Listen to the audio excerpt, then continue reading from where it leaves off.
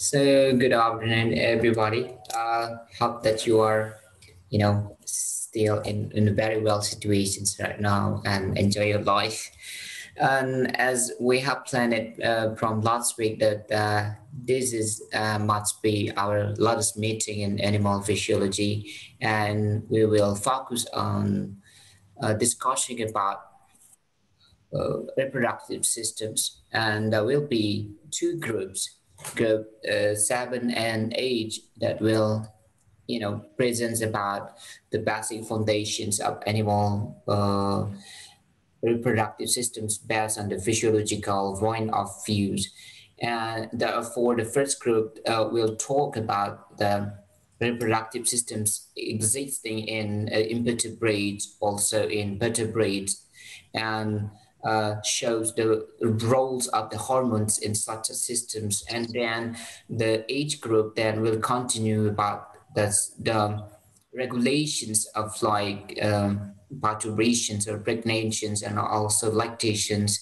And for the latter, the group H will also talk about the kind of the how to control the bird using the contraceptive method. So there are many types of contraceptive method that will prevent the birth of the new baby in order to you know to make a kind of intervals between the first child to the second child, and so on. So it's important actually to also talk about that, how to control the bird itself using some physiological approach. So we are here as learner in animal physiology will focus only how the foundations, the fundamental matters behind that strategy to prevent the controls, I mean, to control the bird. So I think I need to first of all check the presenter for today, whether they are available here or not. So the seven groups, there will be Nasha. Hi, Nasha. Okay. Are you okay, Nasha? I'm okay, sir. Thank you. Hey, glad to hear that. And the second is Fadila. Fadila. Yes, sir. Okay, so I think group 7 is complete now. And then for the latest group, M. Gifari. Hi, Gifari. Um, Okay. I'm here, sir. Okay. And then Sophia. Sophia, where is Sophia? Yes, sir. I'm here, sir. Okay, okay, so forget to find your name. Okay, I think all presenters are now available in our meeting for today, so we can start the meeting from now. Group 7, who will be the operator for the slide? You share the slide. I will, sir. Okay, I have set up the mode of to multiple participants can share the slide. Please, you can share the slide now. Okay, Shanasha will be this. Can you see it, sir? Yeah, yeah. Would you Can I mind press? to make it kind of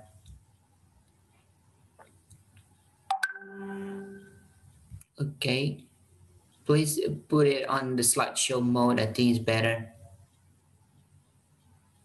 if you change it to be slideshow mode, because on my screen that is still okay. That's just perfect. So you can start the presentations from now, Nasha and Fadila.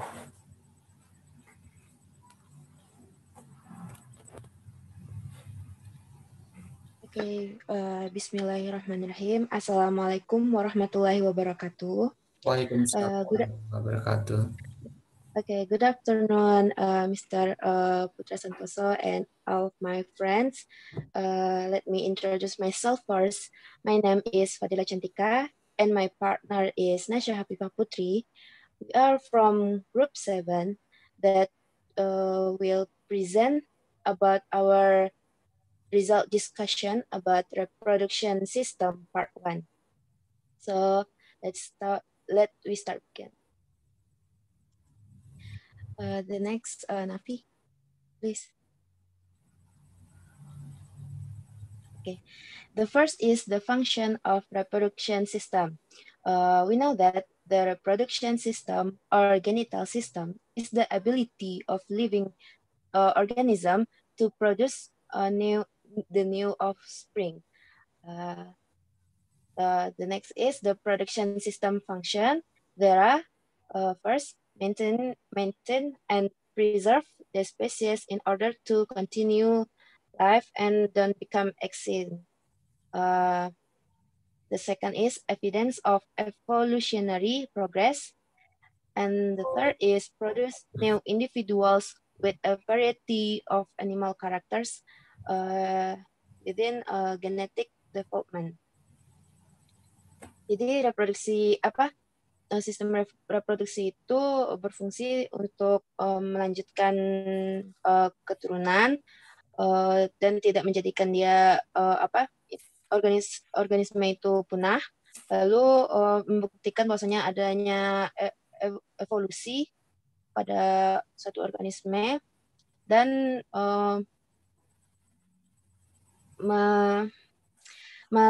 melahirkan atau menghasilkan individu baru dengan variasi karakter yang mana terdapat perkembangan genetik dari organisme tersebut. The next slide, Nafi. Okay, the next is about general types of reproduction system. The first is asexual reproduction. It takes place in the absence of gamete-cell interactions, generally in invertebrates and some vertebrate animals.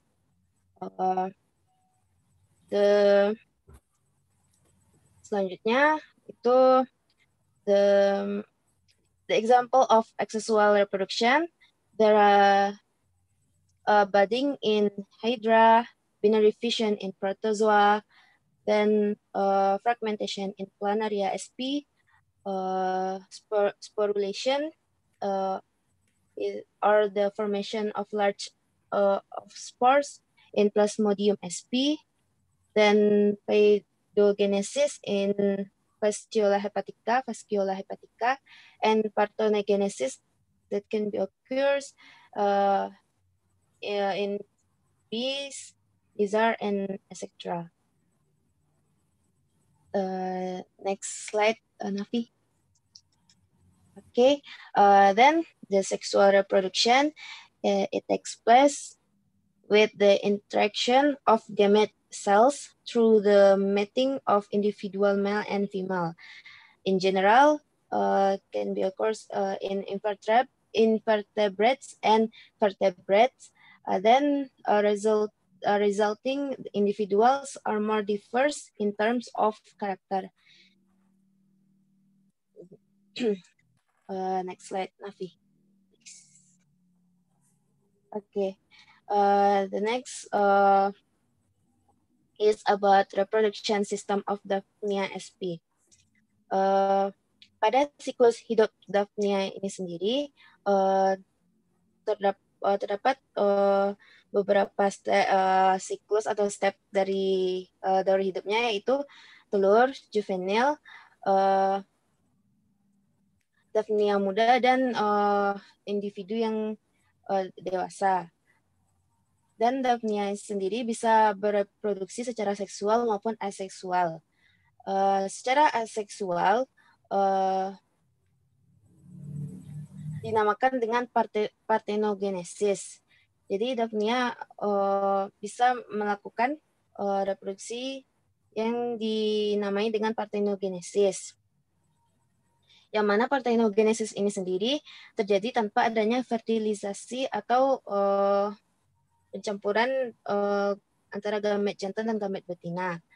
Selama parthenogenesis biasanya akan menghasilkan individu baru yang berjenis kelamin betina. Yang mana parthenogenesis ini dipengaruhi oleh faktor yang dikategorikan baik atau memungkinkan terjadinya parthenogenesis, seperti sumber makanan yang memadai seperti nutrisi atau dan yang lainnya, dan suhu optimal dan lain-lain.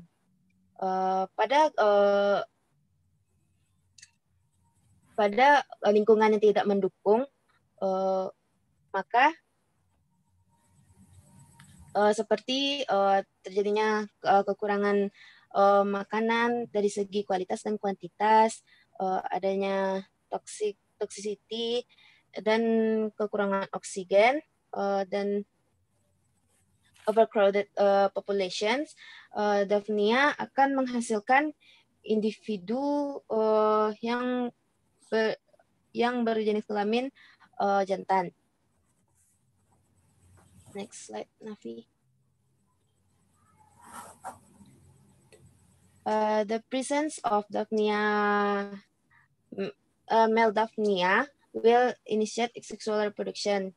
The result, male individual will later fertilize the individual female. Jadi pada reproduksi seksualnya melibatkan gamet jantan.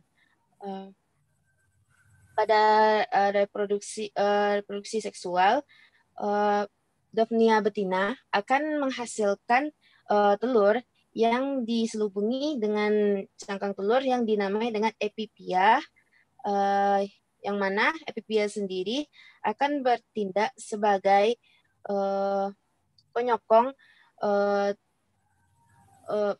hidup calon individu untuk tetap bertahan di lingkungannya sampai menjadi individu baru nantinya. Next slide, Nafi. Okay, this is the life cycle of Daphnia. Pada yang di lingkaran yang di tengah, itu siklus partenogenesisnya, yang mana hanya tidak adanya peran dari gamet jantan. Jadi dari Daphnia betina akan menghasilkan individu baru, lalu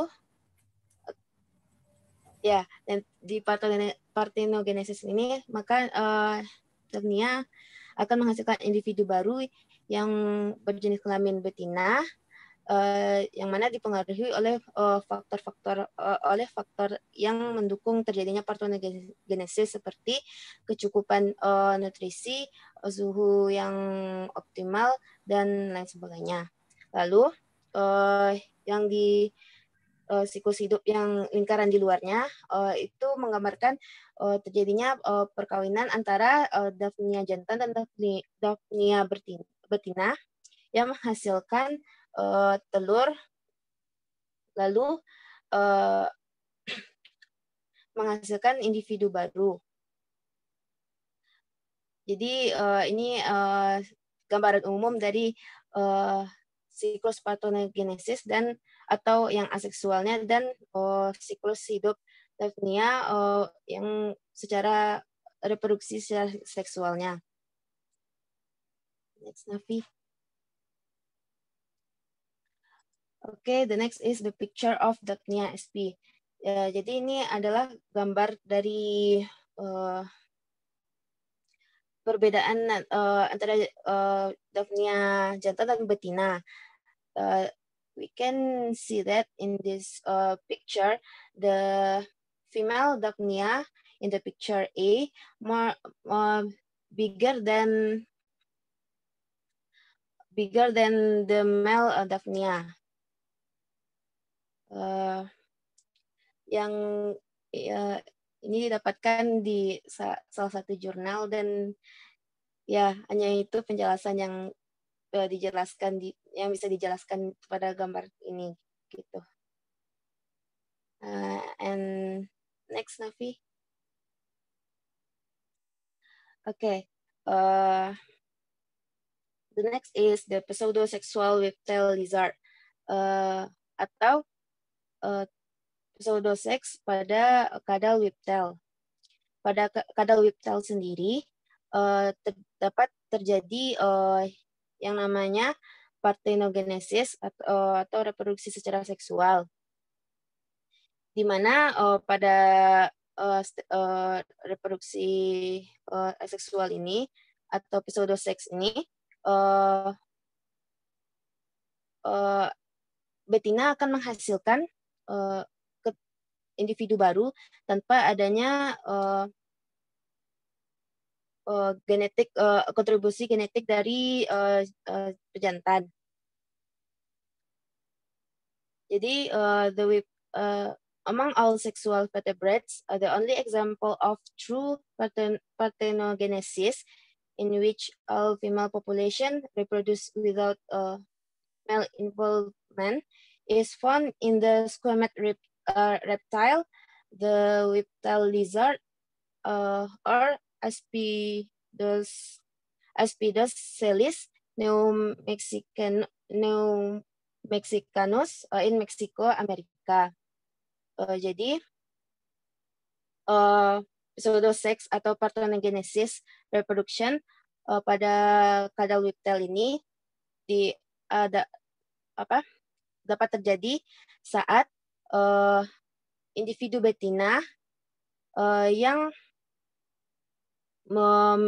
menuju fase ovulasi, yang mana hormon estradiolnya akan meningkat dalam darah, dan betina tersebut akan menjadi betina saat pseudoseks berlangsung, dan betina yang memiliki hormon progesteron yang tinggi, maka dia akan bertindak sebagai pejantan pada proses pseudoseks. Jadi kalau yang estradiolnya yang tinggi, maka dia akan bertindak sebagai betina pada pseudoseks, dan yang progesteronnya yang tinggi akan bertindak sebagai pejantan dalam proses pseudoseks nantinya. The next slide, Nafi. Okay, this is the picture of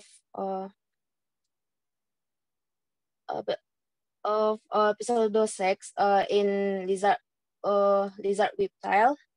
That consists of ovary size, hormone level, and behavior. Jadi pada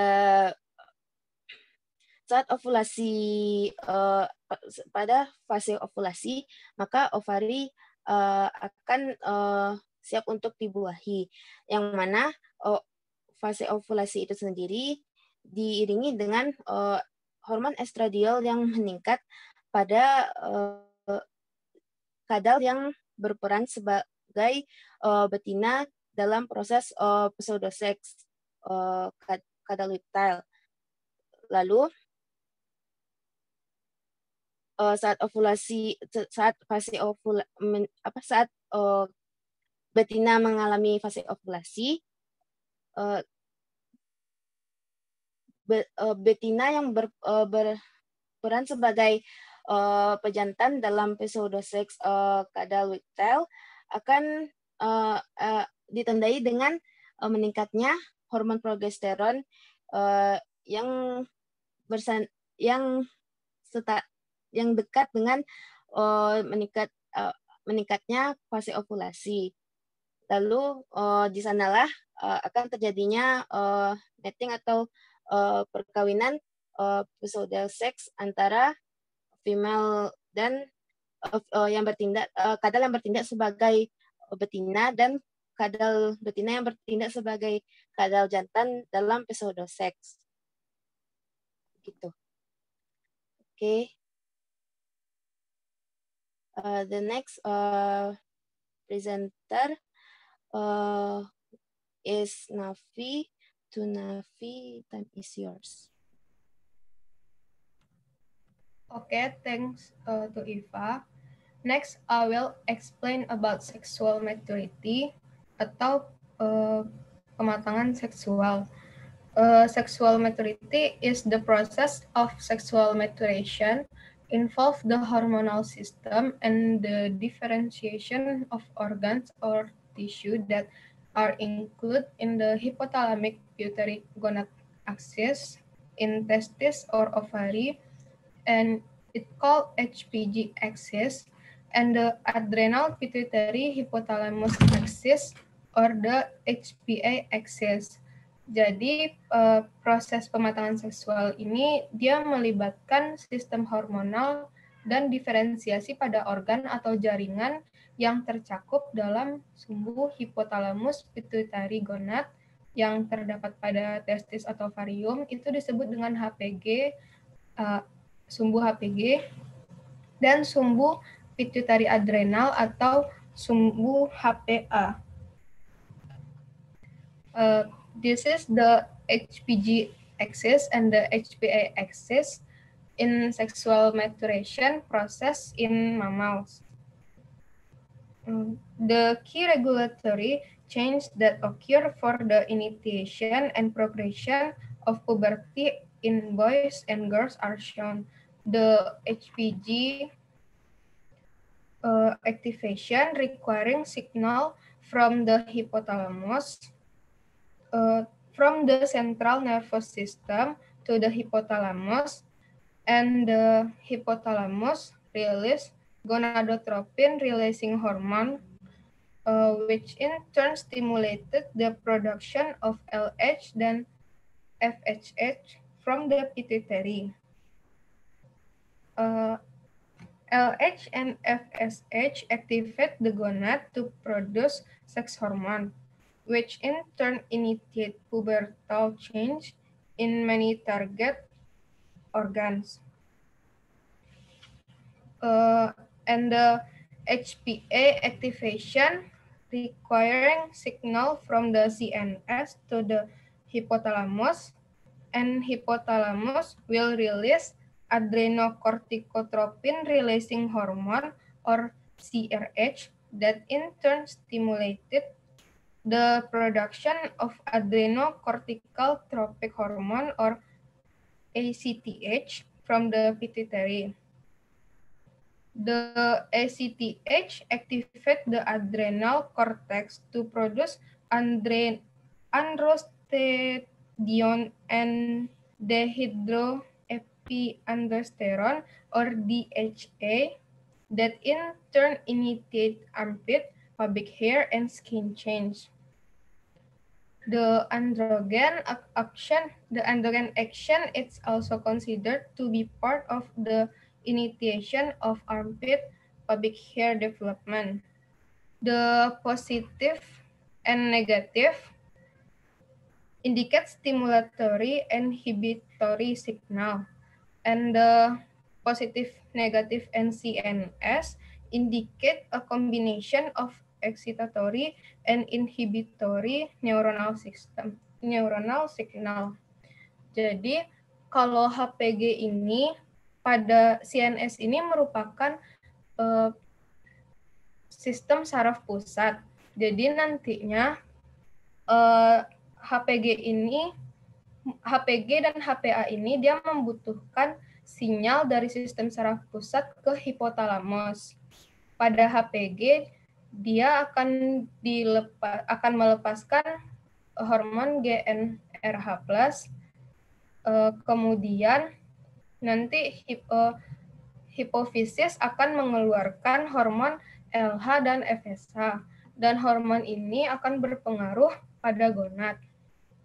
Pada laki-laki dia akan berpengaruh pada produksi sperma, sedangkan pada perempuan dia akan memproduksi ovum. Kalau selain itu dia akan memproses androgen atau testosteron, akan mendevelopment DSR, dan pada perempuan dia akan akan menghasilkan hormon estrogen dan akan development DES.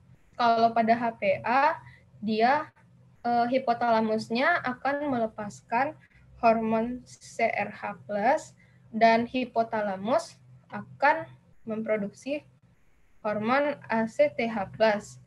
Pada adrenal cortex.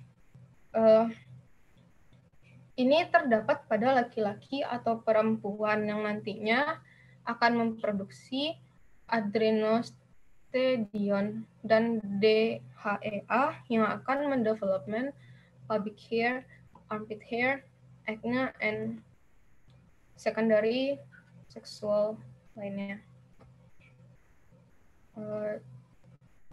This is what I said before.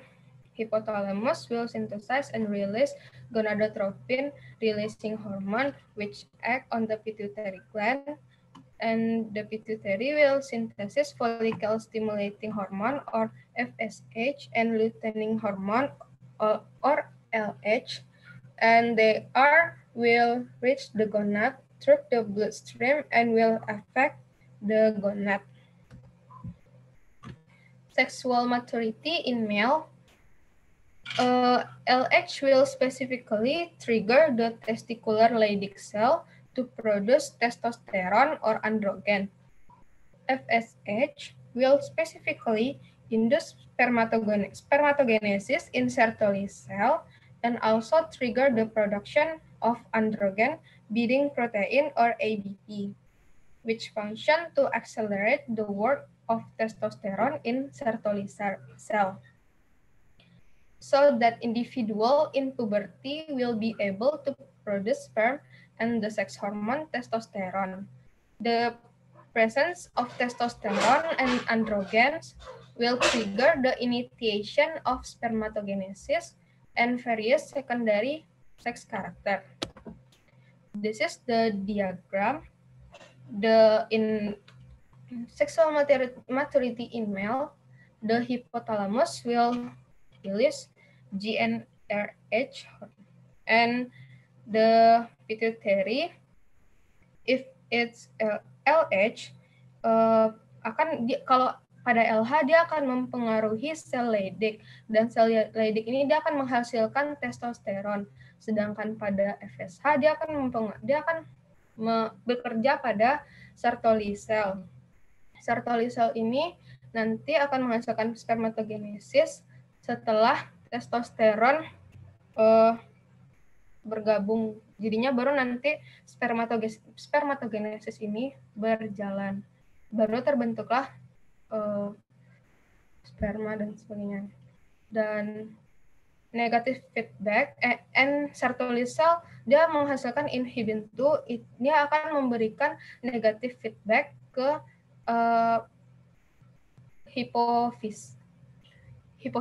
hipofisa. Sedangkan testosteron dia akan memberikan negatif feedback ke hipofisa dan hipotalamus. Kenapa dia negatif feedback? Karena jika dia terlalu banyak atau berlebih, itu nantinya akan berdampak pada pembentukan FSH dan LH selanjutnya. Next, we will talk about sexual maturity in female.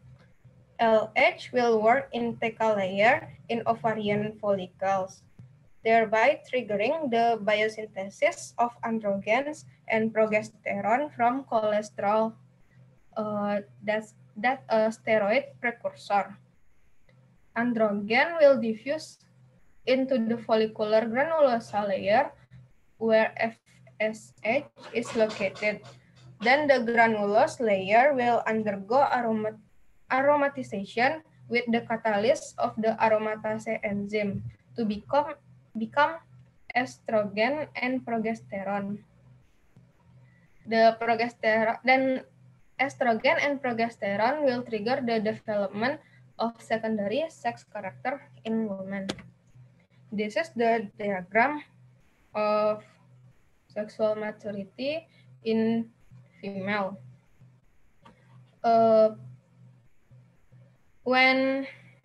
Ketika LH dan FSH dilepaskan oleh hipotalamus, akan ada 2 tim yang akan bekerja, yaitu tim TK dan tim granulosa sel yang terletak pada ovarium. Nantinya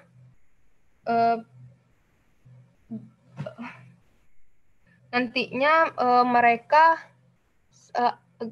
TK sel ini dia akan menghasilkan androgen ke granulosa sel, Sehingga granulosa sel dan TK sel ini dia akan membentuk progesteron dan estrogen.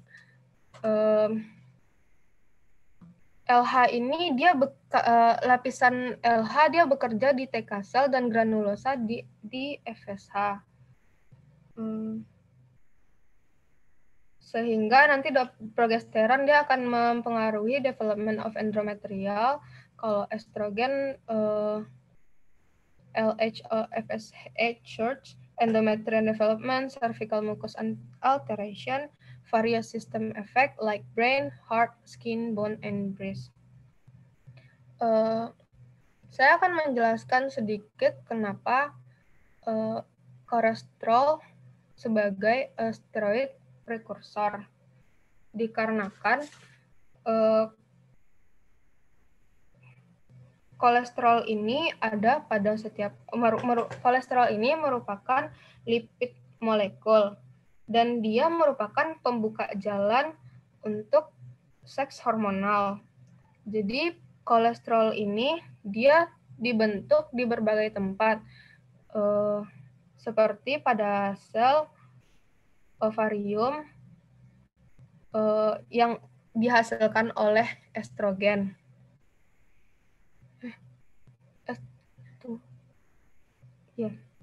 Jadi ada dua tipe pada kolesterol yaitu HDL dan LDL. HDL is high density lipoprotein dan LDL is low density lipoprotein. HDL is good cholesterol and LDL is bad cholesterol. Kenapa kita memanggil dia buruk dan baik? Karena pada LDL dia mengandung banyak protein dan sedikit lipid, sedangkan pada bad LDL dia mengandung banyak lipid dan sedikit protein. Jadi kolesterol ini dia akan mempengaruhi estrogen. Nantinya estrogen ini akan membantu kerja dari seluruh tubuh. Contohnya itu dia akan menjaga kekuatan tulang serta dia akan pada wanita dia akan mengontrol hip and breast, sedangkan pada laki-laki dia akan mengontrol bagian perut buncitnya. Jadi ketika wanita yang berusia lebih dari 50 tahun, dia akan mulai kekurangan hormon estrogen sehingga HDL pada kolesterol akan menurun dan LDL akan menaik. Dikarenakan estrogen yang hilang, berarti tulang sudah tidak sekuat yang sebelumnya ketika ada estrogen, sehingga itu juga bisa menyebabkan salah satu terjadinya osteoporosis.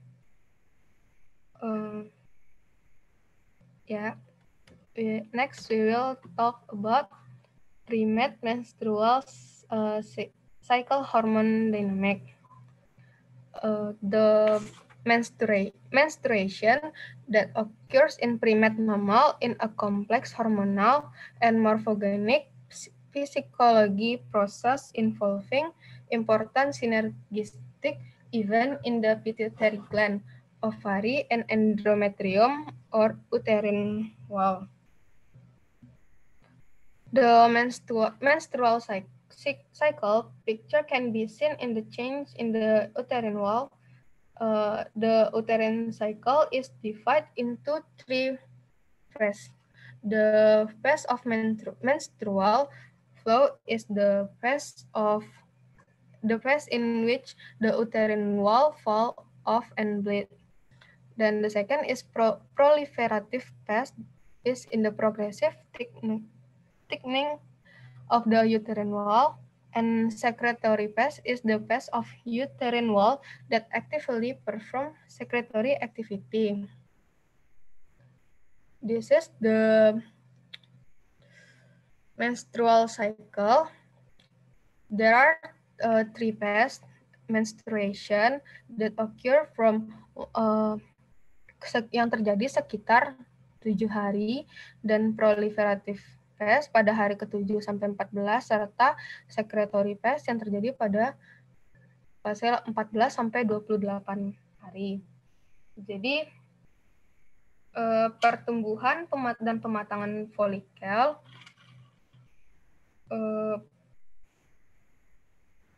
pertumbuhan dan pematangan folikel ovum di ovarium maka akan membuat hormon estrogen semakin aktif sehingga kadar makin tinggi dan folikel ovum semakin matang. Setelah ovulasi, kadar estrogen akan menurun. Bisa lihat sini, setelah ovulasi kadar estrogen itu menurun, tapi kadar progesteron itu mulai naik. Kenapa? Karena progesteron ini dihasilkan oleh corpus luteum yang merupakan folikel ovum yang sudah kosong yang terbentuk setelah ovulasi. Jadi ketika masa ini akan berada di fase secretory phase yang merupakan penebalan dari dinding rahim dikarenakan kadar estrogen dan progesteron yang tinggi. Walaupun estrogennya agak nurun, tapi masih tergolong tinggi. Kalau misalnya ada zigot, dinding ini akan terus menebal, tetapi jika tidak ada zigot, dinding ini akan meluruh karena disebabkan oleh hormon estrogen dan progesterona juga menurun, sehingga dindingnya akan meluruh dan hari pertama menstruasi dimulai. Pada hormon level bisa dilihat pada hari ke-14 ini hormon FSH dan LH pada masa yang paling tinggi dikarenakan hal itu menandakan masa subur pada perempuan karena will give impact on the children they are carrying.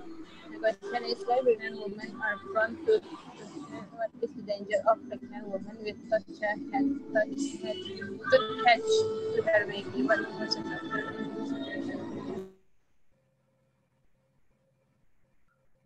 Okay, I will start again. Pada hari ke-14, hormon FSH dan LH ini tinggi dikarenakan pada saat itu adalah menandakan masa subur dari perempuan karena oviduknya terdapat ovum fungsional yang siap dibuahi.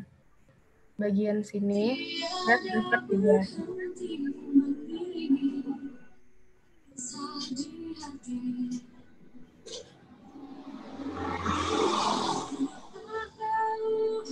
I think that's all about my presentation. Saya kembalikan ke moderator.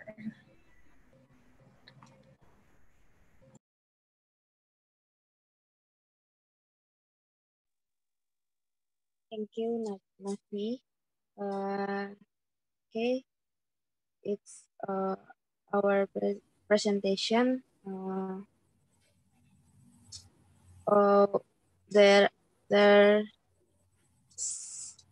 Apakah ada pertanyaan dan tanggapan dari teman-teman sekalian? Okay, so because we have a very limited time, it is better for us to continue for the next presenter. So please stop your presentations. Then it will be continued by each group. So please, Gifari and Safia will be the presenters. So Gifari will share a slide.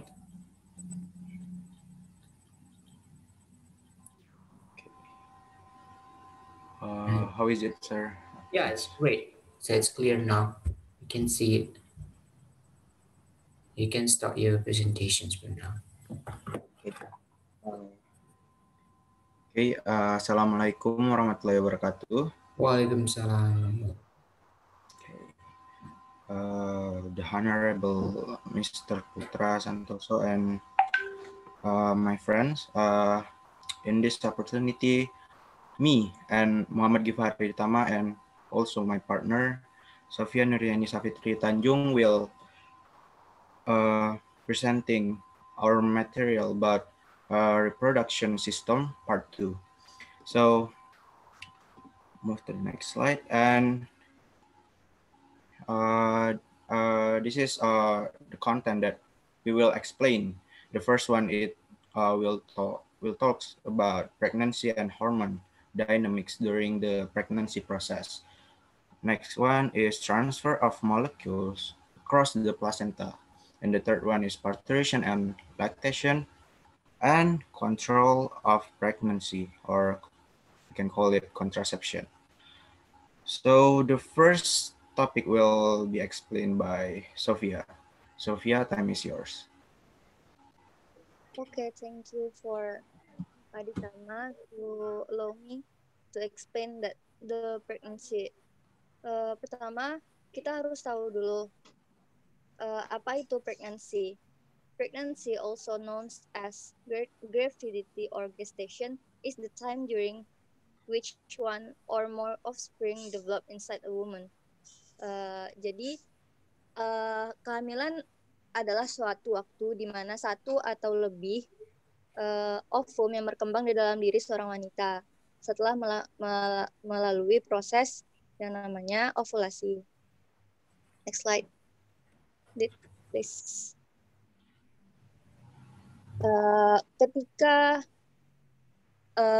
seorang wanita during pregnancy, ada beberapa perubahan yang terjadi di dalam dirinya. The first is during pregnancy, the uterus enlarged considerably, and it increased to about 1 kilograms at full term. And then the maternal blood volume increased to 30% during pregnancy. And then the heart appears to enlarge during pregnancy. And then the cardiac output also increased. Nah, ketiga poin sebelumnya, yang pertama itu volume darah meningkat hingga 30%, dan detak jantungnya meningkat, lalu cardiac output jantungnya juga meningkat. Nah, ini saling keterkaitan. And then the breast is to stimulate to secrete milk. Namun hal ini dilakukan oleh hormon prolaktin. Namun ada beberapa kasus di mana seorang wanita ketika melahirkan itu produksi ASINya sedikit. Nah, ini juga bisa dipacu dengan memakan makanan seperti tempe ataupun sayur katu untuk memproduksi ASI yang ada pada ibu hamil tersebut. And then the last is oxygen consumption is increased during pregnancy to satisfy the needs of the fetus.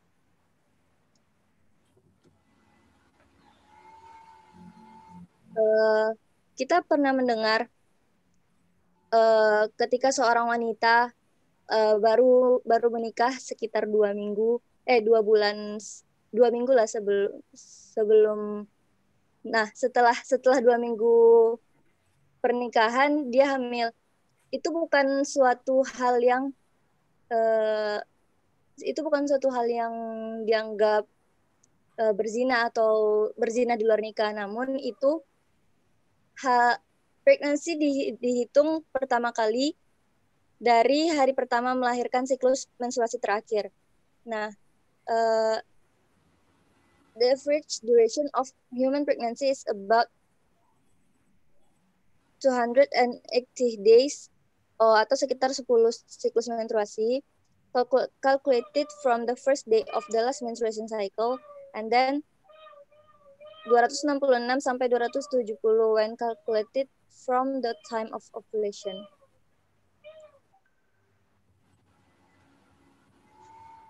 Selanjutnya kita akan membahas beberapa hormon yang berperan dalam proses kehamilan. Sebelumnya kita harus tahu dulu what is the function of the hormone.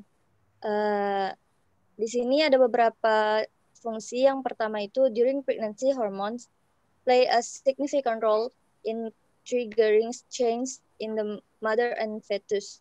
And then hormone maintain the lining of the uterus and prevents menstruation. And then hormone increase flexibility of the pubic symphysis. And then hormone determine of the timing of the birth. Ada beberapa hormon yang berperan dalam kehamilan. Yang pertama itu hormon estrogen, progesteron, relaksin, HCG, kortikotropin hormon, dan oksitosin hormon. Pertama adalah hormon estrogen. Nah, banyak efek hormon estrogen pada diri kita. Nah, karena kita membahas tentang reproduksi, maka saya akan membahas yang berkaitan tentang reproduksi. The first is in ovary. Estrogen simulates the maturation of the ovaries, and estrogen stimulates the start of indication that a girl reproduction system has matured.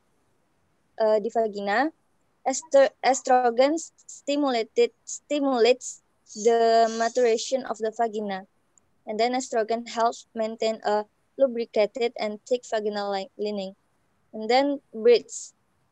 In breasts, estrogen stimulates the development of the breast and at puberty and prepares the glands for the future milk for production.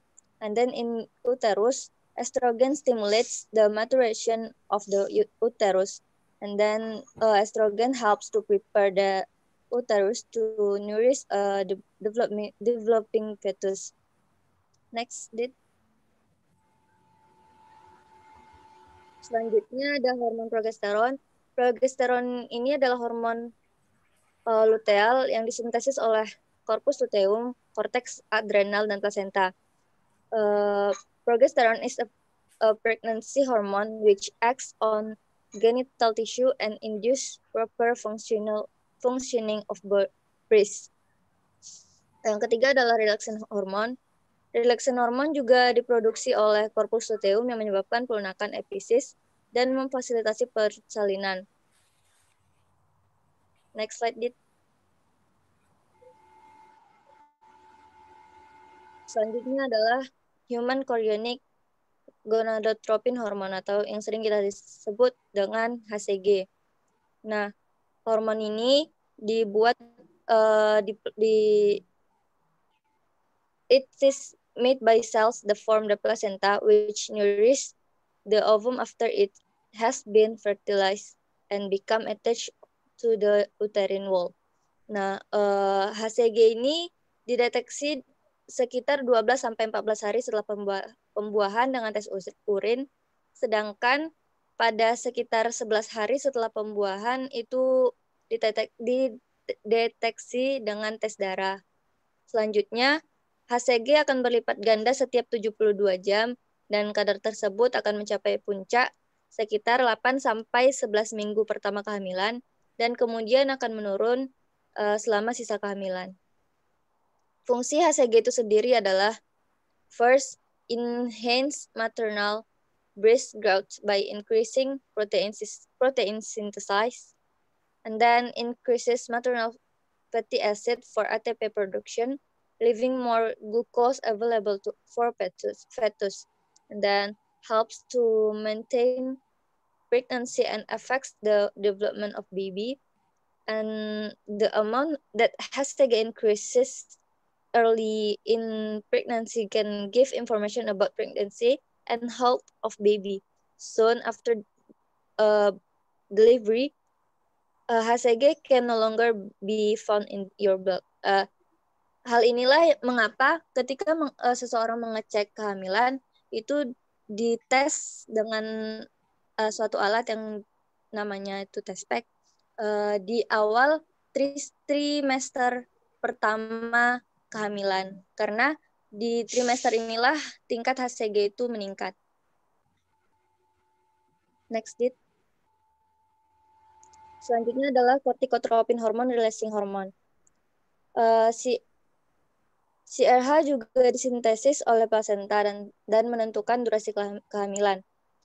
Di plasenta, CRH ini merupakan tanda yang menentukan lama gestasi serta waktu nifas dan pelahiran.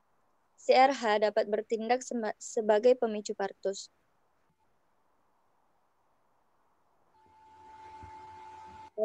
Selanjutnya adalah oksitosin hormon. Oksitosin hormon ini sering disebut sebagai love hormone atau hormon cinta. Hal ini berlaku untuk hormon lain yang dilepaskan selama persalinan yang disebut prolaktin. If labor needs to be induced or broke on artificially, oxytocin or synthetic oxytocin equivalent is often administered to kickstart the process. Jadi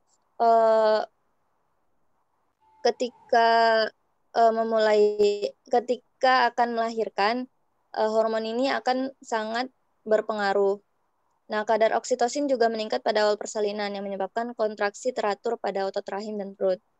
Selanjutnya, kontraksi yang diinduksi oksitosin menjadi lebih kuat dan lebih sering tanpa pengaruh progesteron dan estrogen yang pada tingkat tinggi mencegah persalinan. Selanjutnya, ini adalah gambar yang menunjukkan seks hormonal dinamik. Nah, pada slide pada sebelah kiri, yang pertama itu adalah kadar hormon LH dan FSH. Nah, kita bisa lihat pada gambar tersebut, ke grafik tersebut, LH dan FSH itu berjalan seiringan, di mana ketika bertambahnya waktu semakin meningkat dan nantinya akan menurun. Lalu pada grafik kedua, itu ada hormon estrogen dan progesteron. Sama halnya dengan LH dan FSH tadi, estrogen dan progesteron grafiknya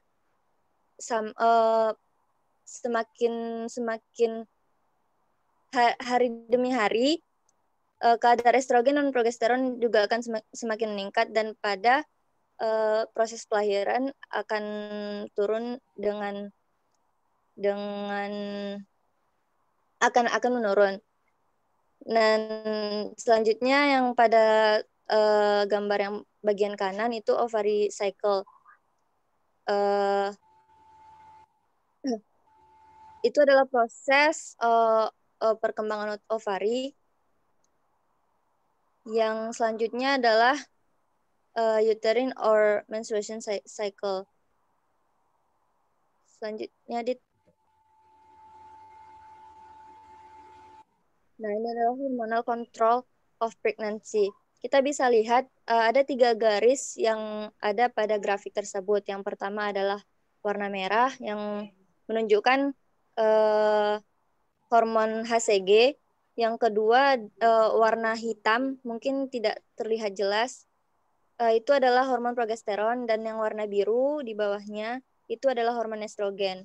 Nah, pada awal kehamilan, kita bisa lihat yang pada gambar warna merah atau HCG itu sangat meningkat ketika 3 trimester pertama. Tapi semakin bertambahnya usia kehamilan akan datar. Hormonnya tetap ada, namun tidak sebanyak pada trimester awal. Selanjutnya adalah progesteron dan estrogen yang seperti yang saya jelaskan tadi, itu akan semakin meningkat seiring berjalannya usia kehamilan, dan pada saat proses kelahiran nantinya akan menurun. Next, Dit. Selanjutnya adalah transfer of molecules through the placenta. Nah, pada kehamilan ada satu bagian yang sangat berperan penting dalam mempertahankan janin, yaitu sering kita sebut dengan plasenta. Apa sih what is the function of placenta? Nah, placenta ini as a medium for transporting molecules from parents to fetus and vice versa. Jadi placenta ini berperan sebagai pengangkut molekul dari induk ke janin dan maupun sebaliknya. And then sebagai sarana pertukaran berbagai zat antara induk dan janin melalui membran plasenta yang akan menyeleksi molekul apa saja yang dapat masuk dari sistem peredaran darah induk ke janin. Selanjutnya ada the placenta barrier consists of 2 layers, and the first is syncytiotropoblast. Lapisan ini tersusun atas sublapisan membran mikrofilus dan membran basal. Lapisan kedua adalah dinding kapiler janin yang berupa lapisan epitel selapis. Ini adalah gambar bagian dari plasenta. Kita bisa lihat ada 2 lapisan yang ditunjukkan oleh panah. Yang pertama itu adalah syncytioproblast yang tersusun atas sublapisan membran mikrofilus dan membran basal. Yang selanjutnya adalah dinding kapiler janin yang berupa lapisan epitel selapis. Next, Adit. Nah, bagaimana sih mekanisme transport molekul yang berada pada plasenta? Nah, ada beberapa molekul yang akan terjadi di transport plasenta, yaitu yang pertama adalah gas, mainly oksigen and carbon dioksida, itu melalui difusi. Yang kedua itu molekul-molekul besar seperti asam amino. Ini bergantung pada protein transport untuk melintasi plasenta. Karena dalam membran plasma syncytiotropoblast terdapat beberapa transporter asam amino yang akan melibatkan perbedaan gradien konsentrasi ion. Yang ketiga adalah trigliserid. Dari darah ibu akan dicerna dengan enzim lipase yang terdapat dalam MVP atau mikrofilum membran menjadi asam lemak non-esterifikasi, kemudian protein transport asam lemak memediasi penyerapan asam lemak rantai panjang. Selanjutnya adalah glukos. Glukosa ini berdifusi menggunakan protein transporter glukosa spesifik atau GLUTS dengan GLUT1 sebagai transporter utama di plasenta.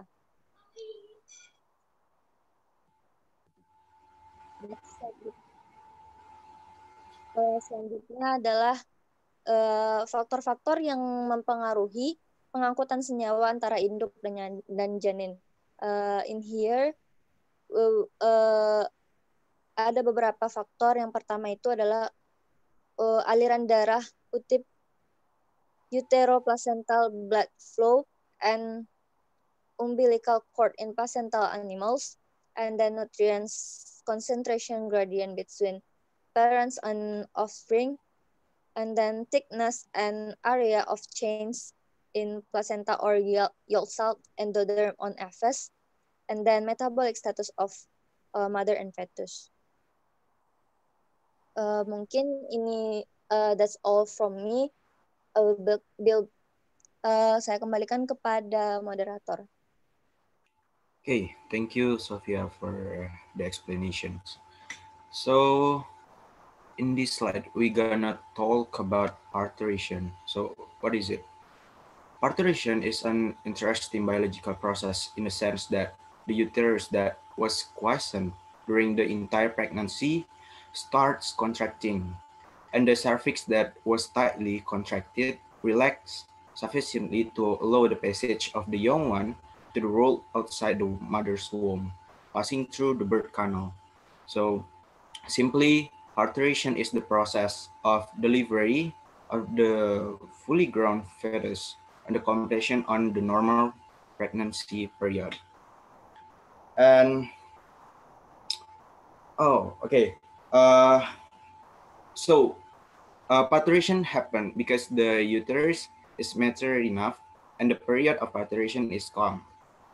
And in this figure, we can see that there are interaction between systems, and this and these figures show us several hormones that stimulate the contraction of uterus. First, I'm going to talk about pituitary. So what is it? So pituitary is a bean-shaped gland situated at the base of our brain. So even it has a small size, but this gland influences nearly every part of our body. So the hormones it produces help regulate important functions like growth, blood pressure, and of course reproduction. So one of the hormone is oxytocin. So oxytocin is secreted by pituitary gland. So oxytocin stimulates the uterine muscles to do contraction. So it helps uterine to do contractions. And next we're gonna talk about placenta. So placenta that already mature enough secreted estriol hormones that stimulating the production oxytocin. And also uh, estriol and oxytocin also inhibits the progesterone. Why? Because uh, progesterone itself inhibits the uterine contractions. And next is fetus. Fetus produce prostaglandin. So it's basically saying a hormone that also play roles to stimulate uterine contractions. So the mechanism is when fetus is stressed, it will stimulate hypothalamus to secrete corticotropin releasing hormone. Then it it will work on pituitary anterior to stimulate secretion of adrenocorticotropic hormone. Then this hormone, adrenocorticotropic hormone, will work in adrenal to stimulate secretion of cortisol hormone from adrenal gland. And this cortisol hormone play important role to stimulate placenta, secreted estrogen and prostaglandin.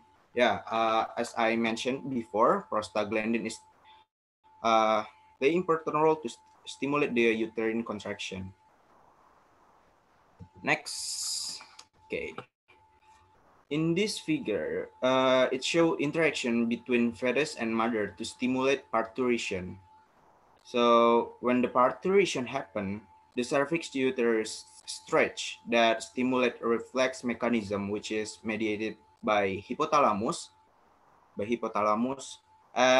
and it caused pituitary gland from mother release the oxytocin, this one, and the high level of oxytocin stimulates the uterine contractions intensely. So this continuously happen with positive feedback mechanism, which uterine contraction will send signals to pituitary gland to release more oxytocin. So the contraction will get more powerful. Time by time, day by day, with contraction happen, the baby is born. And next, we're gonna talk about lactation. So when the baby is born, of course they need nutrition for their growth and development, right? But it is not the same when baby in uterus. They obtain food and oxygen through placenta. So the baby gain nutrition from breast milk. Uh, lactation described to lactation describes the secretion of milk from the mammary glands and the period of time that a mother lactates to feed her young. the process occurs in all female mammals, although it predates the origin of mammals. Next, so physiologically, lactation consists of four important phases. The first one is mammogenesis. So what is it? Mammogenesis is the preparation of mammary gland. So mammogenesis is also talk about its growth and development. The second one is lactogenesis. Lactogenesis is process of breast milk synthesis and secretion at the alveoli mammary gland. And the third one is galactokinesis. So galactokinesis is the release of breast milk, or we can call it as milk ejection from mammary gland. And last but not least, galactopoiesis. It's conditioning process. So the purpose is for the production of breast milk intensely happen. Okay. As you can see in this figure, tell us the milk milk injection that yang melibatkan hipotalamus, hipofisa, dan kelenjar mamai gitu. Dan di gambar yang sebelah kanan itu menggambarkan feedback positif mekanisme dalam tubuh ibu pada periode laktasi. So in this one, we back to this figure. The suckling by the baby will stimulate the activation of sensory nerve, and then it will send signals to the brain. And these signals will stimulate the hypothalamus to produce more prolactin and oxytocin through pituitary gland. So this hormone have a different function. That prolactin focus on milk production, and also oxytocin focus on milk release. So the production and the release of breast milk will happen continuously. So this is basically the mechanism. And nah, kalau misalnya dari gambaran luarnya seperti ini, ketika baby melakukan suckling, nah itu tuh bakal ngirim signal yang mana nanti akan diterima oleh hipotalamus, dan nanti akan produksilah hormon prolaktin dan juga oksitosin. Okay, move to contraception. So I'm sorry, I think I put the wrong explanation. I'm sorry before. So the contraception is simply aims to prevent pregnancy, and the birth control is important sometimes for health reason. So contraception tries to stop this happening by the first one,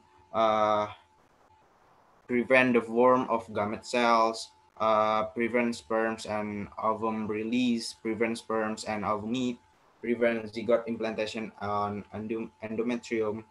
So for why this is kenapa sih contraception itu penting gitu? So for example, a mother that just have a first birth or second birth or third birth with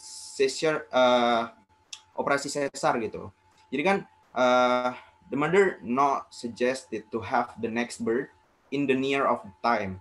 Yeah, because you know, the mother will still have wound, and it's gonna be hurtful for the mother, of course, karena masih ada jahitannya sebelumnya gitu. Jadi karena kontrasepsi ini salah satunya penting gitu. And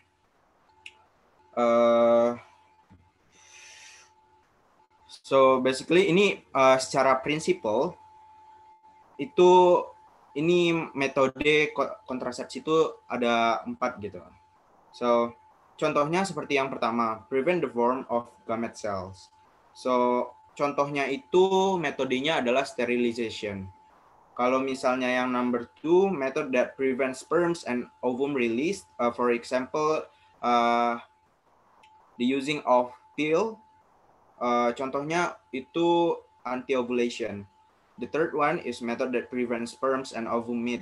Examples using condoms, IUD, or we can is it intrauterine device, spermicide, and number 4 ini contohnya yang prevent zygote implantation on endometrium, contohnya using anti-nidation. Jadi ini tuh dia to prevent the zygote itu menempel gitu. Nah, in this figure we can see that there are many kinds methods of contraception based on its effectiveness. Bisa dilihat kan, ada beberapa bar dan semakin ke atas itu efektivitasnya itu semakin besar. Nah, yang paling besar itu 99%. Di mana kita akan bahas nih satu-satu metodenya. Yang pertama itu sterilization. So, sterilization is a medical procedure that close or blocks the fallopian tubes for the vas deferens. And implant itu an implant is thin, soft capsule inserted under the skin of the arm by a healthcare procedure. Dan yang the next one is intrauterine device. This one, a small flexible T-shaped device that is inserted into the uterus by a healthcare provider. Of course, menuju ke bar yang kedua di mana efektivitasnya around 92 until 97%. So it's depend of the method. So short, it hormones administered by an injection, and pill bisa juga dibilang oral contraceptives. So hormonal pills that are taken daily with 1 week of hormone-free pills. And coloring, a soft, flexible, circular shape plastic ring that contains hormone and is inserted into the vagina by the user for 3 weeks, followed by a ring-free week. So, kalau patch, it is a small square adhesive that is applied to the skin and release hormones via the skin. And diaphragm, a thin dome silicone device that is used with spermicide and is inserted into the vagina prior to intercourse and doesn't affect hormones.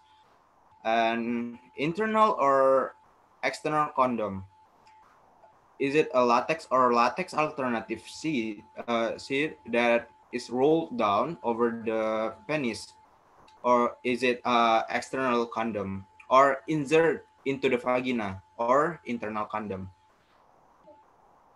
Next, we're gonna talk about sponge, a soft foam sponge containing spermicide that is inserted into the vagina prior to intercourse. And cervical cap, a small dome-shaped silicone device that is used with spermicide and is inserted into the vagina prior to intercourse and doesn't affect hormones. Next one is spermicide. It is gels, foams, and that impair sperms. And fertility awareness. So this is what the methods that track the ovulation cycle and including abstaining from sex fertile days. And withdrawal is the penis is removed from the vagina before ejaculation occurs. So I think that's all from our group.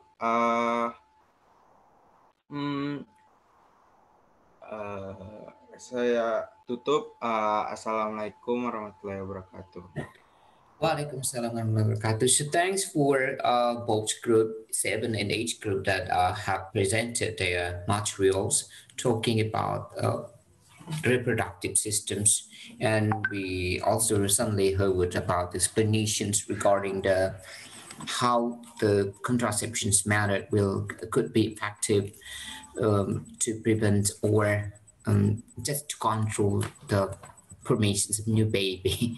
So probably it will be applied for humans, not for animals, because in animals we just sometimes just restrict the meeting of female and male, and that could be prevented formations of the new baby. But for persons, for humans, that's quite difficult for us to control the bird because, yeah, who could prevent such an intercourse or sexual interaction between male and female, and sometimes it will be inappropriate to having the new baby, the unwanted new baby.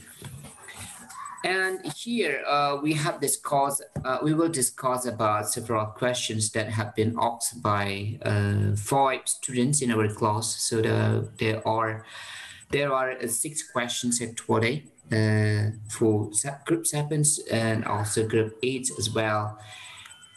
So before we move to the discussion sessions, I would like to re-explaining about the previous materials presented by the group 7 as well as the group 8 in brief. That is, we know that probably in sexual maturity, that is the point that I want to put my emphasize explanations. That in sexual maturity, there will be the interference from external cues that affect the brains, that could be coming from the eyes, so when you watch something, or from our auditory sensors in ear, so when you heard the something, and even from the touch and any kind of that your senses that could induce that or stimulates the activities of the neurons that could triggers the activations of the hypothalamic pituitary and gonadal axis, or hypothalamic pituitary and adrenal axis.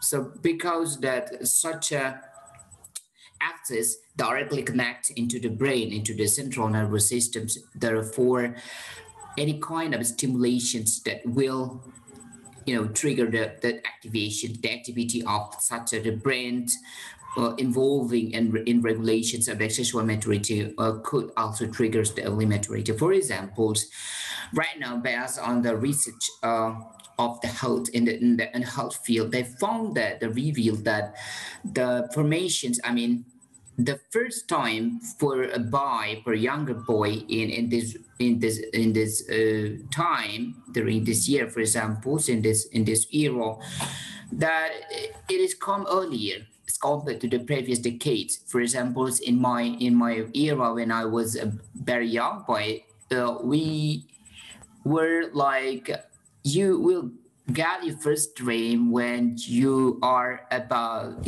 more than 14 years old, and it was very rare if a boy will have the first wet dream, will have the first wet dream at less than 12, for example, or even less than 13 years old.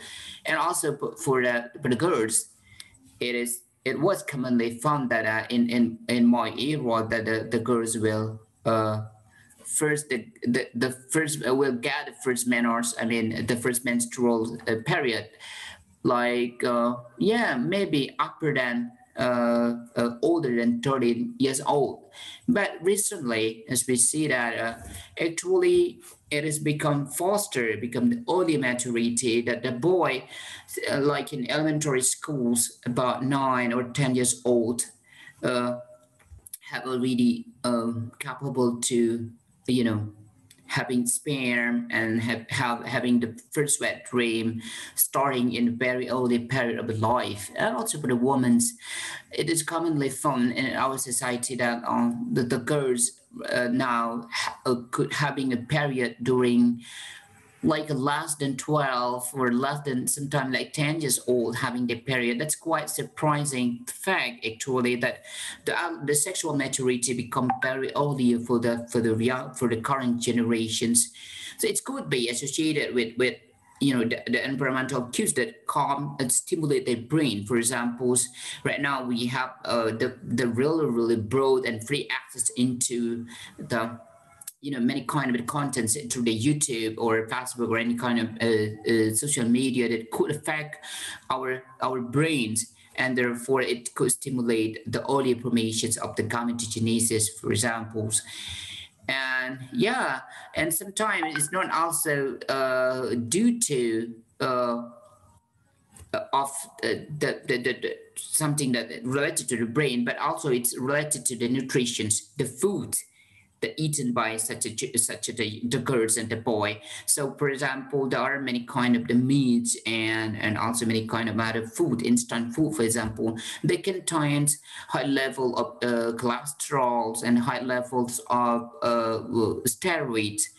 That whenever such a food is swollen, and then it will enter the blood, and therefore the level of steroid could be increase in many folds in the body of such a boy or younger boy and a girl, and therefore it could stimulate the early maturity of their sexuals, because they consumed high level of steroid and high level of unwanted cholesterol from the instant food or fast food. And it could be a kind of the concern that we should be considered to prevent our family from getting too much meat containing a kind of a steroid, because it could induce the early formations of the sperm and ovules. And that's quite dangerous actually. Why? Because for example, for the woman, that is must be the very vulnerable one. When your menstrual period, when your period begins earlier, like for example, so like 12 years old or 13 years old, then every day, every month you will release one or two ovules, and beside the ovules will be released through the menstrual period. The ovules also will decrease, will degenerate it naturally. So it means that you will undergo the menopause in early period of life. So commonly that normally the menopause will be like when you more than 40 years old, right? Like 44 or 50 years old, you will be menopause. But because you start the earlier period of your menstrual cycles, and every month you will release such ovules, and therefore you will experience the earlier menopause, probably like less than 40 years old you will undergo in the menopause phase. It's quite dangerous for you. Okay, we will continue for the discussion sessions. So the first question is from Nikita from group 3. The question is addressed to the group sapiens.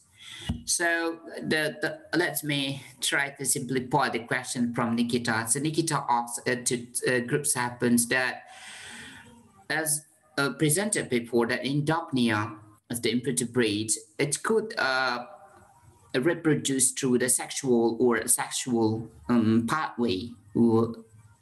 And so Nikita curious about the circumstance that determines the reproductive systems, that whether the Daphnia will be through the sexual or asexual. So what kind of the conditions that could triggers the asexual or sexual reproductions? Please, group sapiens, would you mind to respond to the questions of Nikita?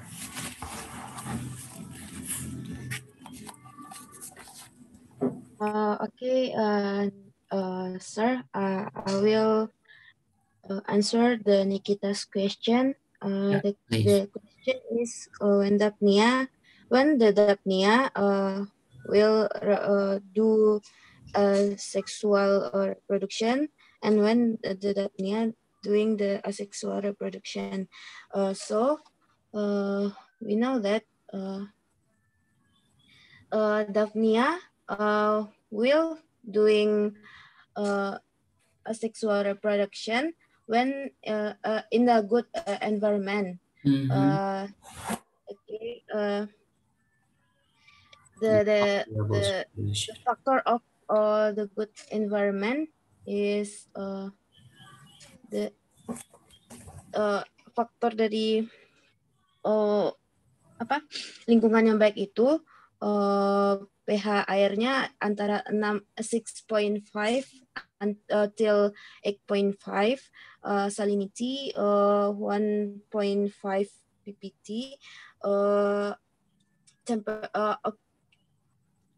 temperature 18 until 24 degree, then oxygen concentration in optimum level is 3.5 milligram per liter. Then the jadi faktor-faktor tersebut, beberapa faktor tersebut akan can affect to Daphnia will produce atau menghasilkan individual berjenis kelamin betina. And then in a bad condition, environmental bad condition, di sini akan berperannya Daphnia jantan untuk membuahi Daphnia betina. Then beberapa faktor yang menyebabkan lingkungan itu dikategorikan buruk, yaitu melimpahnya individu betina yang mengakibatkan akumulasi hasil ekspresi yang pokoknya melimpahnya individu betina, terus berkurangnya ketersediaan pakan di air untuk Daphnia, terus menurunnya suhu air menjadi 14 sampai 17 derajat Celcius. Dan di sini Daphnia jantan berperan dalam proses sexual reproduction yang akan menghasilkan anakan yang menghasilkan anakan jantan, karena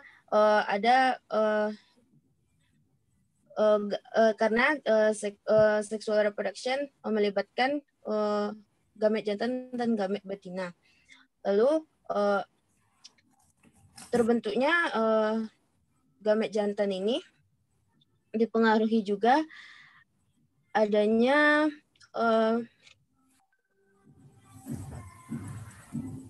perubahan kualitas lingkungan dan adanya metil farnesoid, di mana peningkatan konsentrasi metil farnesoid ini pada tubuh Daphnia akan mempengaruhi pembentukan anakan jantan, di mana bahan kimia atau logam berat ini akan berakumulasi di tubuh Daphnia itu sendiri dan mempengaruhi reproduksi seksual dengan dua cara, yaitu cara pertama mempengaruhi sistem saraf yang menyebabkan kerusakan sistem endokrin, sehingga mempengaruhi substansi seperti androgen yang berimplikasi terhadap pergantian seksual pada embrio yang berkembang.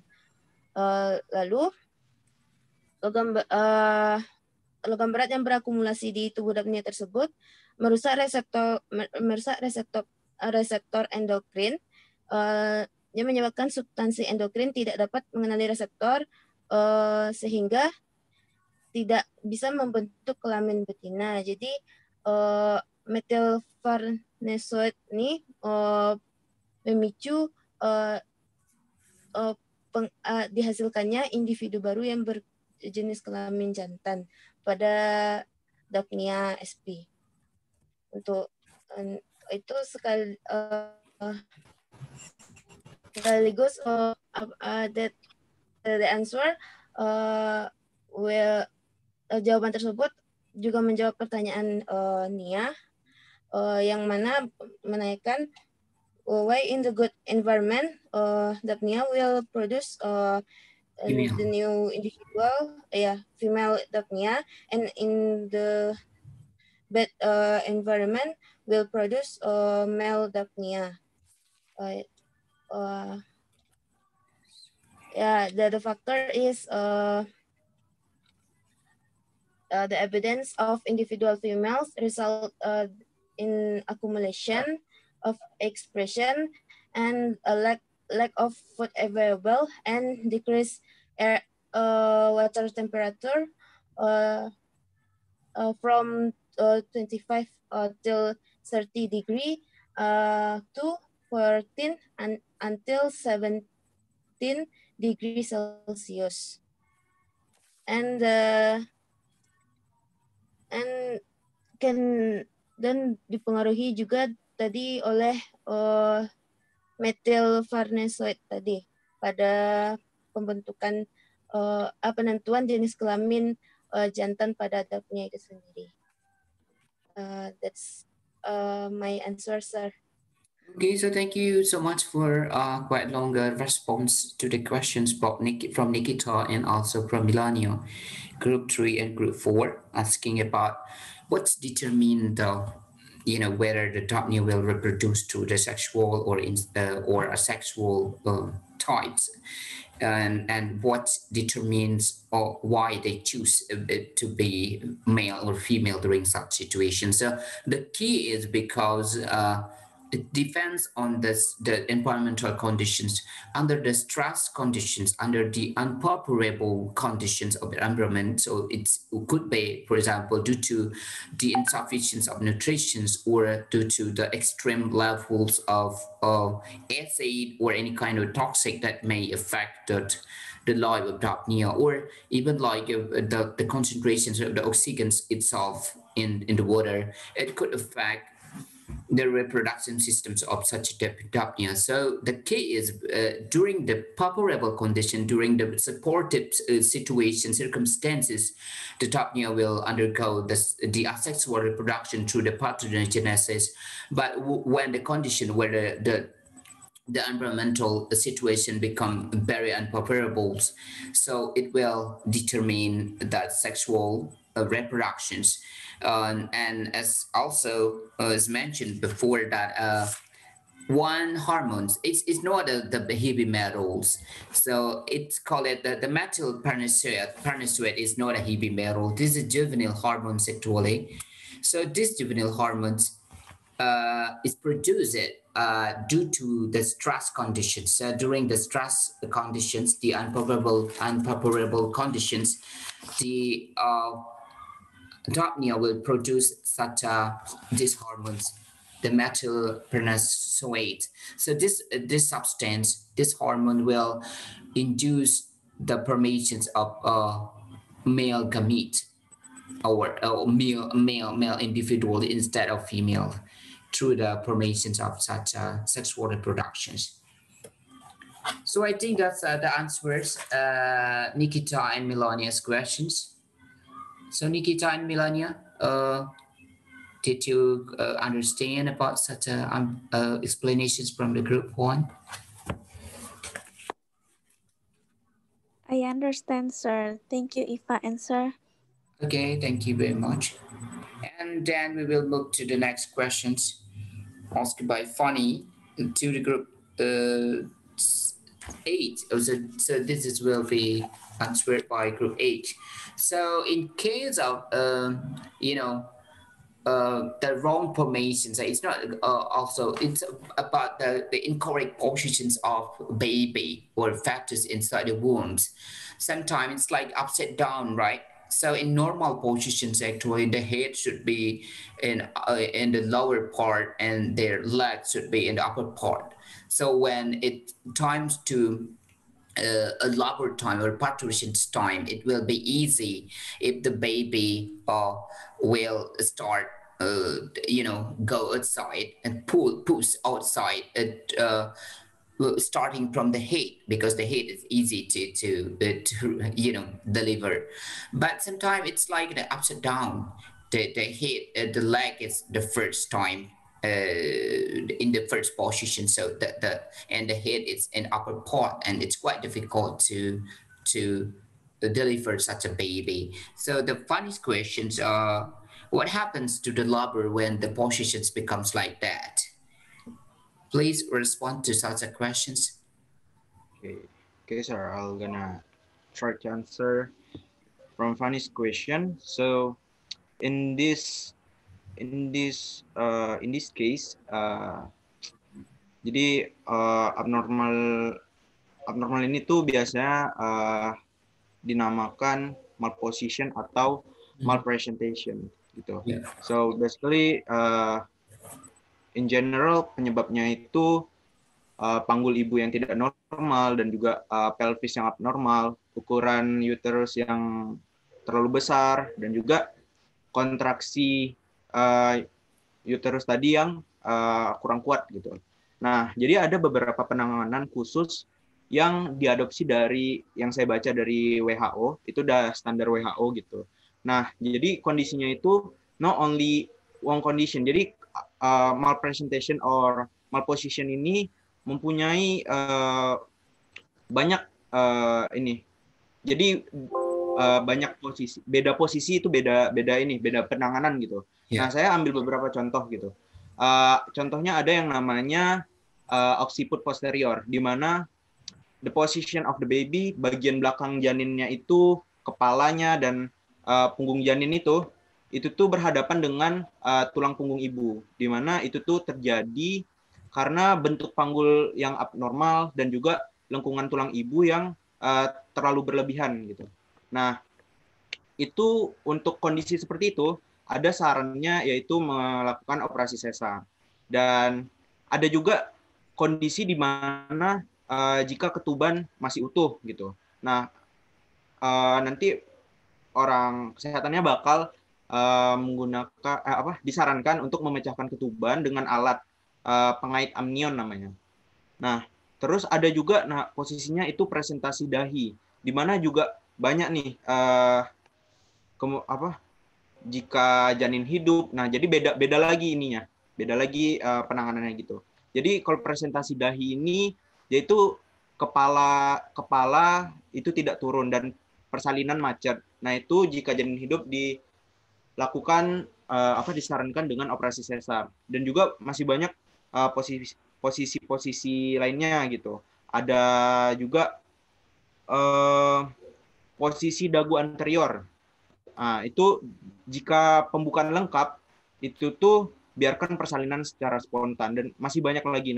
And I think kalau misalnya di explain satu-satu cara penanganannya, prosesnya apa, itu bakal take time gitu. So maybe I'm gonna share what the references that I use to answer Fanny's question.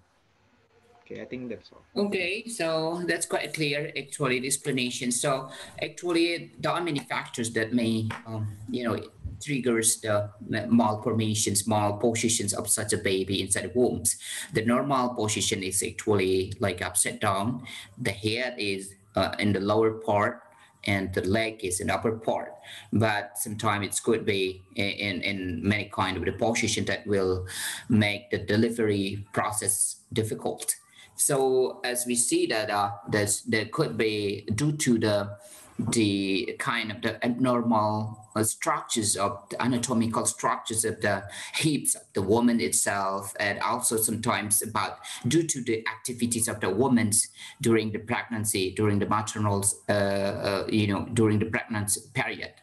So sometimes the passive conditions, the passive formations could also induce kind of that malpositions. And sometimes also the baby itself also could, rolling off within the wombs, it could also triggers the malpositions. And sometimes also about the physical factors like the movements of the maternal itself, like when you are during the older day of your pregnancy period, and then you just like ride motorcycles, and also that sometimes like riding yeah, make kind like when you go through the very unsmooth road, it also could triggers the malformations or malpositions of such a baby.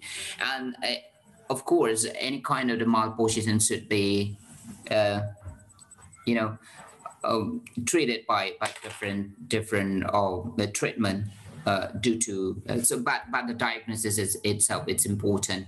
So like the visualization through the ultrasonography is really helpful for deciding what kind of the treatment should be applied for the baby, whether it's like cesareans, operations, or just only triggers, or sometimes just like you could the medical doctors could also induce like apply some pressures or massage into the abdominal polyps at a woman's, and it could also you know put the baby into the correct positions. Okay, I think that's a question from Fanny and the response, and then we will continue the to the questions from Kiki. So the Kiki's questions also address it to this age group that it's commonly found that in pregnant women they could be prone to the tooth age. So sometimes, yeah, about 75% of the women during the particularly during the first trimester, I mean the first term of trimester of the pregnancy, they will suffer a lot of the toothache. So Kiki is curious about this. What causes it, and why it should be like that? Why do the pregnancy women, particularly during the early day of their pregnancy period, they are so prone to the toothache? Please respond to such questions. Thanks to Okay. questions. Okay, Sophia. Try to answer, sir. Yeah, please. Kiki tadi bertanya apa penyebab dari toothache pada saat kehamilan. Saya akan mencoba menjawab. Ada beberapa penyebab. Yang pertama itu adalah hormon. When during pregnancy, tubuh akan mengalami banyak perubahan, especially in hormone. So termasuk meningkatnya kadar hormon estrogen dan progesteron. Yeah. Hal inilah yang menyebabkan hal ini akan menyebabkan adanya rasa mual, muntah, dan mengakibatkan rawan mengalami penumpukan plak di gigi. Nah, inilah yang akan menyebabkan sakit beberapa masalah pada gigi. Yang pertama adalah hormon, yang kedua tidak menjaga kebersihan gigi. Misalnya kan tadi ada mengalami muntah, mual, itu akan mengalami penumpukan. Nah, ketika penumpukan plak tersebut tidak dibersihkan, maka akan terjadi beberapa masalah pada gigi, ketika menimbulkan nyeri, bahkan sampai bisa terkena tumor gigi. Nah, selanjutnya adalah morning sickness ataupun mual dan muntah pada ibu hamil.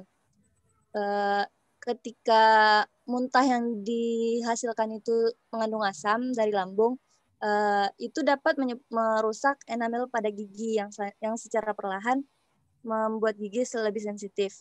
Nah, selanjutnya adalah the mother sering mengonsumsi makanan manis. Hal ini juga sering ya wanita-wanita hamil itu mengidam istilahnya. Yang diidamkannya itu makanan-makanan yang manis dan itu tidak bisa terkontrol olehnya. Nah, itu juga bisa menyebabkan kerusakan pada gigi. Dan yang terakhir adalah kekurangan kalsium. Nah, kekurangan kalsium ini ibu hamil membutuhkan sedikitnya 1000 mg kalsium per hari. Nah, ketika kadar kalsium ini kurang pada ibu, maka akan ada kesensitifan gigi yang terjadi pada ibu hamil tersebut. Mungkin kenapa sakit gigi pada ibu ini berpengaruh pada janin yang ada di dalam rahim ibu. Nah, sebenarnya yang menjadi masalah ini adalah obat pada sakit giginya. Nah, tidak semua ketika hamil lebih baiknya kadar-kadar obat-obatan yang berupa bahan-bahan kimia itu lebih dikurangi karena nantinya akan berpotensi melahirkan bayi prematur dan memiliki berat badan yang lebih rendah. Bahkan akan berpotensi untuk keguguran. Lebih baiknya apabila sakit gigi pada saat hamil itu lebih bagus mengonsumsi obat-obatan herbal seperti cengkeh, daun jambu, bawang putih dan sebagainya. I think that's all from me, sir. Okay, so thank you. I think those are the correct response to such a question. So actually, it could be due to the fluctuations of the hormones, because pregnancy is related to very significant, very extreme alterations in the change of the hormones, including progesterone, estrogens, and also another hormone that could also triggers some physiological change, and it could be also modulate the pain and also the inflammations in our tooth and in women's tooth actually. And also it's also the common is about because the vomiting, the nausea also will triggers the gastric reflux, so the gastric acid will be it could reach your mouth, and also because the high level of the acid, it will affect the structures and the functions of your teeth as well. And also actually during the pregnancy, particularly during the earlier part of the period of the pregnancy, the immune systems also play roles in sensitivity of such a woman to the having the tooth ache, because during the early period of the pregnancies, the immune system is suppressed in order to support the babies growing, the embryos growing in the wombs. So during the suppressions of the immune systems, then many kind of the pathogen, including the bacteria and the fungi, could also infect the your gums and also your teeth, and it will trigger the toothache. So many kind of that will trigger the inflammation itself. So thank you groups for the response to the such a questions from groups. The questions of Kiki, right? So next we will move to also the questions from Kiki addressed to the group sequence about the asexual reproductions. So Kiki's curious whether the asexual reproductions also involves the hormones, whether it's also related to the hormonal mechanisms. Please respond to such a questions from the Kiki. Okay, I will try to answer the Kiki question. Okay. Kiki, did you ask about the hormonal? Apakah yang kamu tanya itu tentang hormon ketika dia akan membelah, atau yang menyebabkan atau setelah yang terjadi pembelahan, Ki? Yeah, Kiki, please. Yang trigger proses pembelahannya itu, Nasya. Yang membuat dia membelah gitu, Ki? Yeah, so whether hormonal mechanisms or not.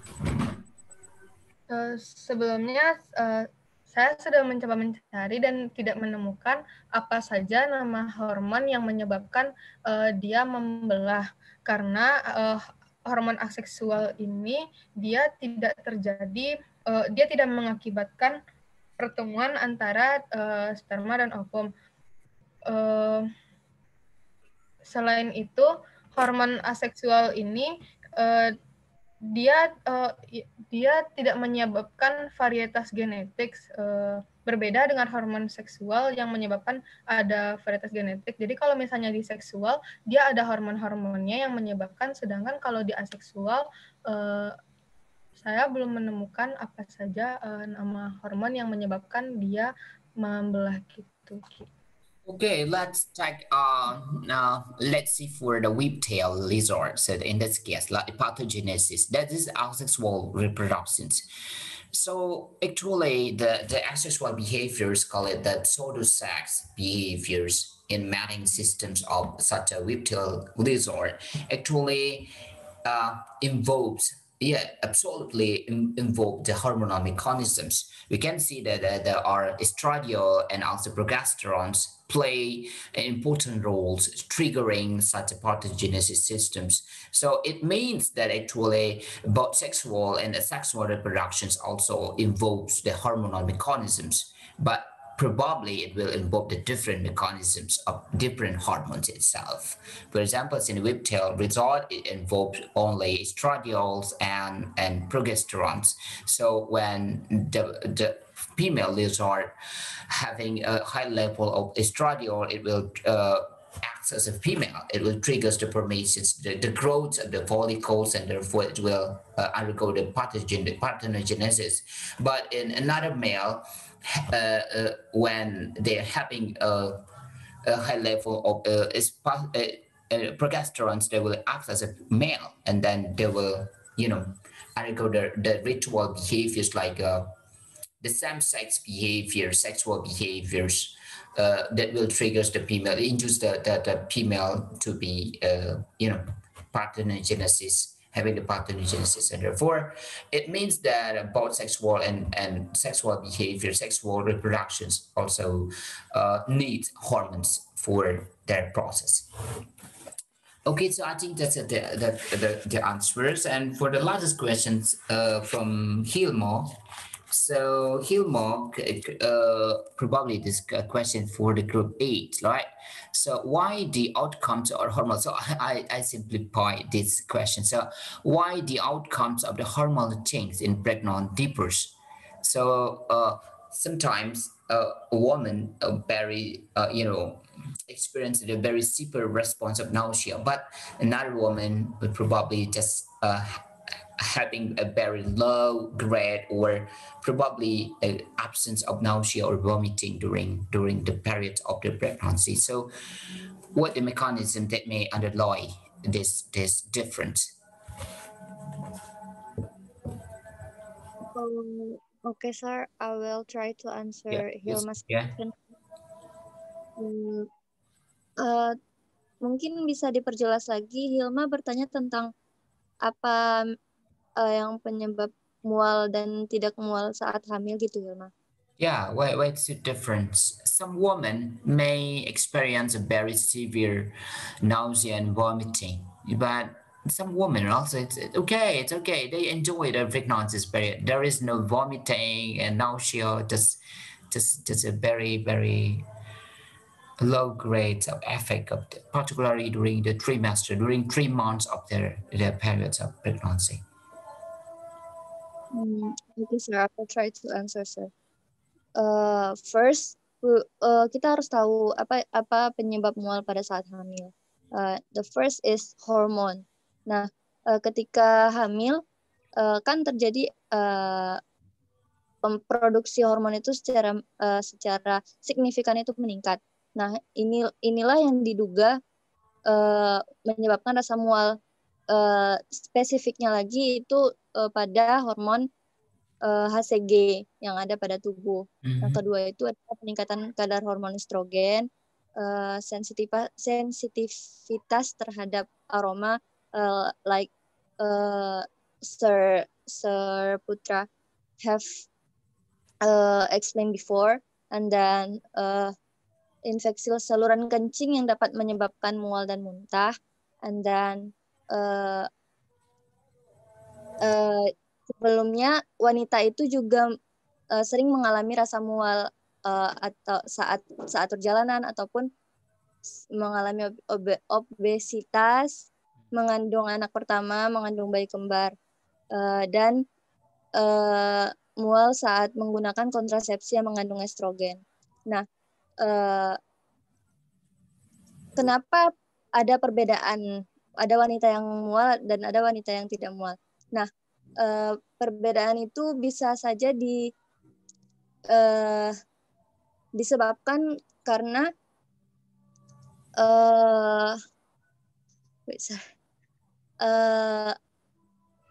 mual dan muntah itu bukan indikator kehamilan yang sehat. Nah, seorang ibu akan terdapat perbedaan respon pada tubuhnya ketika menghadapi peningkatan hormon yang signifikan. Nah, ada wanita hamil yang tidak mengalami mual atau morning itu ketika kadar hormon HCG, estrogen dan progesteron itu mungkin lebih rendah, jadi tidak merasakan mual dan muntah. Nah, ketika seorang wanita itu mual, mungkin saja kadar HCG, kadar hormon-hormon yang ada pada tubuhnya itu lebih banyak. Nah, itulah yang menyebabkan dia merasa mual dan muntah, gitu ya. So I think that's quite a correct response. That actually, yes, it is due to the difference in the level of hormones. So the level of hormones, both estrogen, progesterones, and human gonadotropins, could be varied between one person in another person, and therefore it will also affect the outcomes of the pregnancy. So, and also whether for example, the first child and the second child also could affect a different level of such hormone, and therefore the outcome itself also different.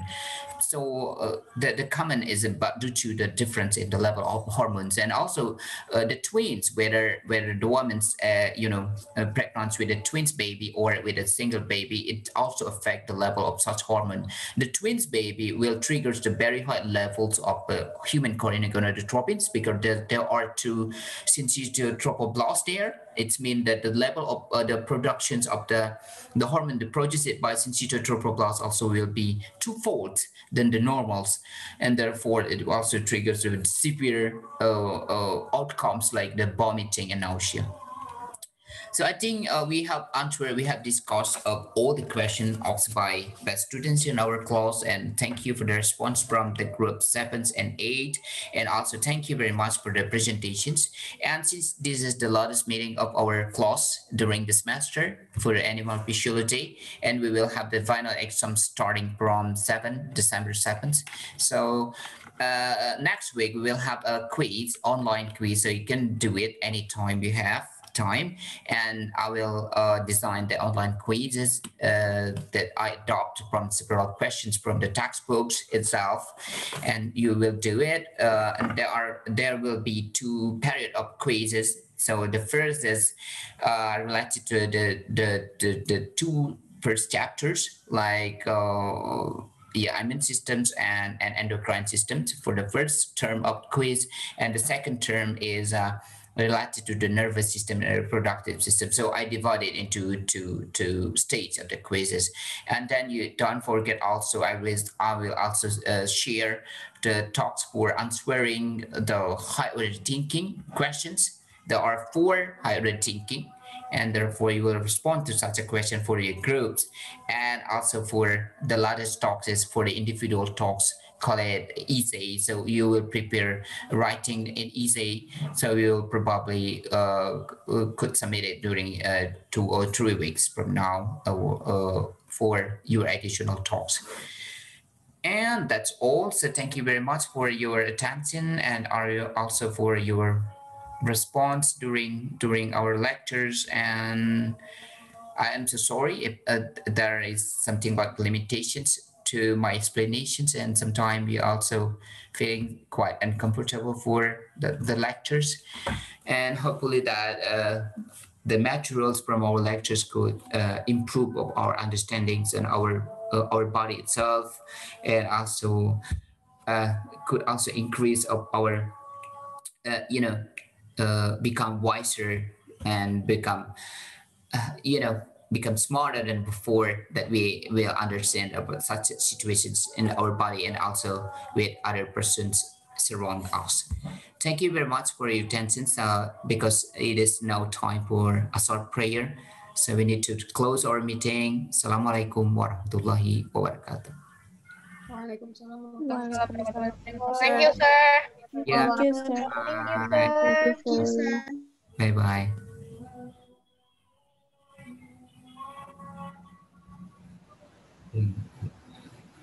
Bagus.